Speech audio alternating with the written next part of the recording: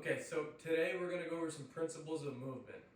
Specifically, we're going to cover bracing, loading, and torque. Okay, these are applicable on the mat, these are applicable in the gym. These are things you need to learn and be conscious of while you're training in order to put your body in as best a position as you can. Okay, so first we're going to cover bracing. Bracing is turning your muscles on, using your muscles. If you think about your body, your skeleton is a passive system. Your bones only move because muscles attach from point A to point B. When they turn on, they contract, they shorten, okay? So if we go from a standing position, right, a braced neutral position is gonna be sort of this, like a mountain pose in yoga or like anatomical position, okay? So from here, my feet, I'm going to screw my feet into the ground, okay? Just like I'm taking my quads and I'm wrapping them around the outsides of my legs. I'm gonna get my butt tight. I'm going to take my belly and I'm going to brace my belly tight. So the sensation I want you to think of was as if someone was about to whack you in the belly. Okay? Shoulders, you're going to turn your palms forward. You're going to get your head nice and tall and tuck your chin back just a little bit. Okay? This is a braced neutral position. You're using your muscles to brace your body, your skeleton in a neutral position. Okay? When we're in the gym, when we're strength training, we want to use these principles of bracing in every movement, every position that we hit, okay? So the second piece we'll get into here is loading. And we'll start with a squat. And we'll start with just a body weight squat. But if you watch from the side here, you know, I get into a braced position, I screw my feet into the ground, I get my belly tight, I get my glutes tight, I bring my shoulders back, and then as I go to squat, I'm trying to maintain all of that, okay? So particularly here, that's screwing my feet into the ground. That's technically torque. Torque is a rotational force. That's the third thing we'll get into a little bit more in depth, but I want to cover loading first. So from here, if I go into my squat, I'm eventually going to hit a point where my hips, my knees, and my ankles are bent. At the top, they're all straight. The thing that breaks first, the thing that I load into, is the area of my body I'm going to stress. So if you watch from here, everything is straight. If the first thing that happens is I break forward into my knees, I just loaded my knees, okay?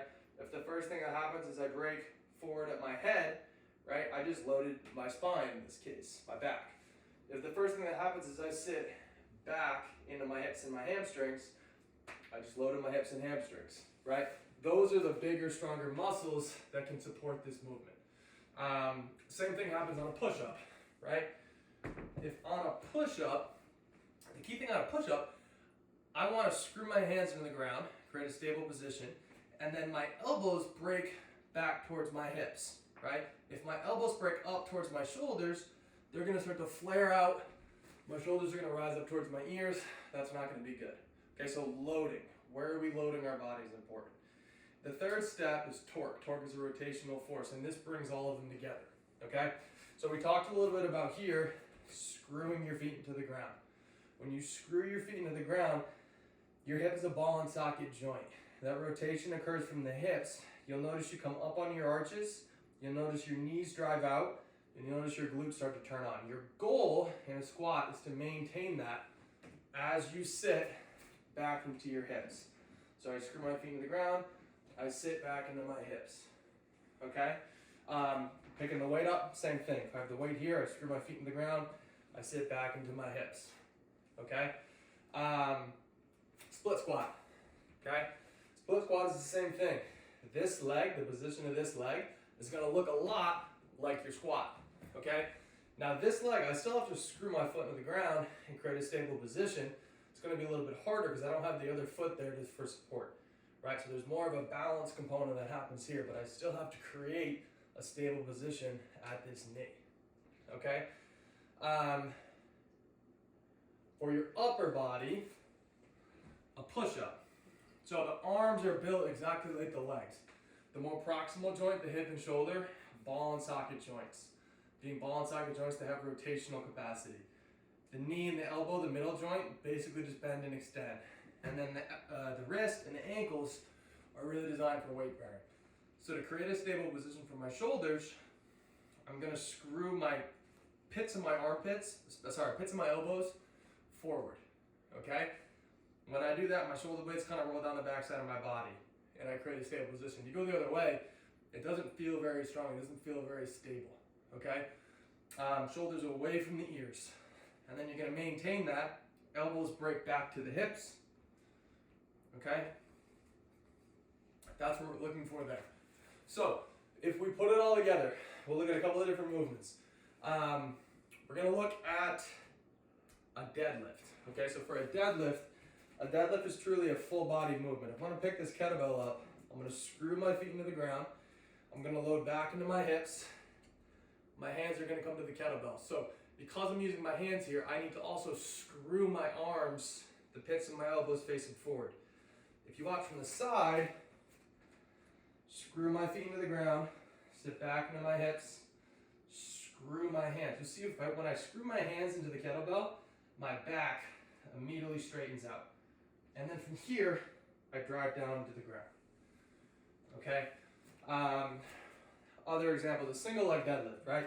If I'm doing something where I'm coming down and picking the weight up, this leg, I still have to create a stable position here. And then come down and up. Okay? For things like a kettlebell press. So let's say I'm gonna press this kettlebell over my head, right? There's nothing I can screw into. The variable I have here is my grip. I wanna squeeze my grip tight and maintain it the whole time. What that's gonna do is gonna create tension.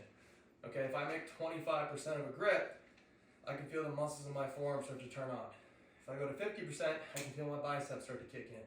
If I relax and go to 100%, I can feel all the muscles around my shoulders start to turn on. If I relax it again, I grab my lat. Squeeze my grip 100%, I can feel my lat turn on, okay? Go look up a picture of your lat. Your lat is a huge muscle. It has a very narrow attachment to your shoulder, but it spans down the entirety of your back and attaches to your lumbar spine. So a good example on that is the deadlift, right? I'm gonna screw my feet into the ground, sit back. If I just reach down here, I'm not engaging my lat. If I screw my hands into the ground, I immediately engage my lat, okay?